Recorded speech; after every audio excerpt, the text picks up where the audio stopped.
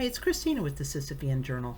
Both of the deaths that we commemorate on this date were the work of notorious Chicago physician abortionists.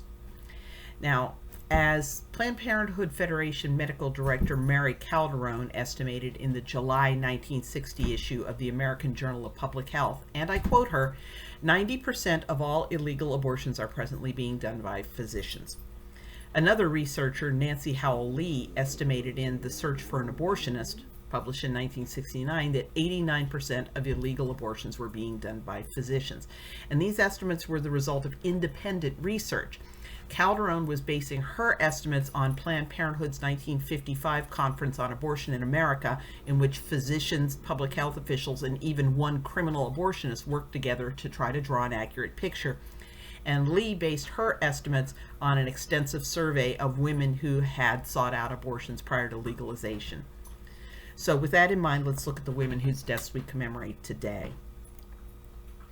On Monday, December 12th of 1892, Emily Anderson of Milwaukee Avenue, Chicago, died of peritonitis from a criminal abortion. Emily, a 32-year-old widow, kept a boarding house on Milwaukee Avenue.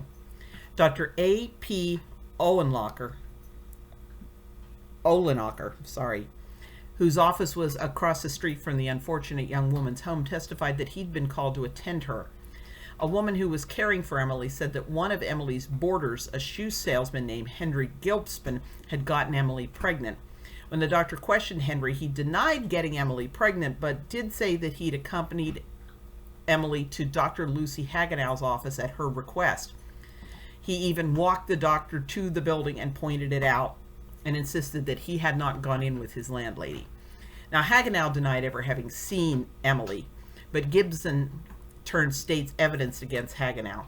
Still, somehow she was acquitted when the judge instructed the jury to return a non-guilty verdict, concluding on his own that the state had not provided sufficient evidence for a conviction. Now, Hagenow had already been tried multiple times for abortion deaths in San Francisco before moving to Chicago, and she'd already been implicated in the deaths of Minnie Deering and Sophia Kuhn since moving to Chicago. And I think letting her go was a pretty big mistake, because she went on to be tied to nearly a dozen more Cook County abortion deaths before the final fatal one she performed on Mary Moorhead. Hagenow told reporters that she was able to ply her trade so successfully because she bribed officials and police officers. Then we've got Dr. Emil Gleitsman, and we talked about him just a couple days ago. He was another prolific physician abortionist in Chicago. On December 1st of 1930, 21-year-old Jeanette Rader underwent a criminal abortion at Gleitzman's office, and she died on December 12th.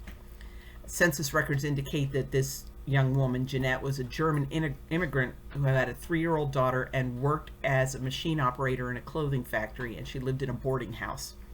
Now, Gleitzman was indicted by a grand jury for homicide, but was acquitted. The source doesn't clarify why there was enough evidence to indict Gleitzman, but not enough to convict him. He had already been indicted for the death of 22-year-old Lucille Van Eiterstein in 1928, and after his acquittal for Jeanette's death, he was convicted 3 times on a single charge of manslaughter by abortion in the death of 21-year-old Mary Colbert in 1933. Each time his lawyer got a reversal, and the prosecution eventually gave up. And if you follow the link below, there were more. He finally was sentenced to prison with the abortion death of Marie O'Malley in 1941. So it took until 1943 for him to actually get locked up. And, you know, what's really disturbing to me is how abortionists like Hagenow and Gleitzman really popped my bubble when I thought about, well, at least when it's illegal, they go to prison.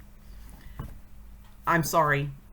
Pro-choicers are going to keep taking women to seedy abortionists. We, the pro-lifers, are going to have to be the ones that look out for women's safety, because we cannot count on the authorities to do it regardless of the legal status of abortion. They did not protect women from Hagenow and Gleitzman. They did not protect women from Kermit Gosnell. they are not going to protect women in the future. They never have, and they never will. It's always going to be up to us.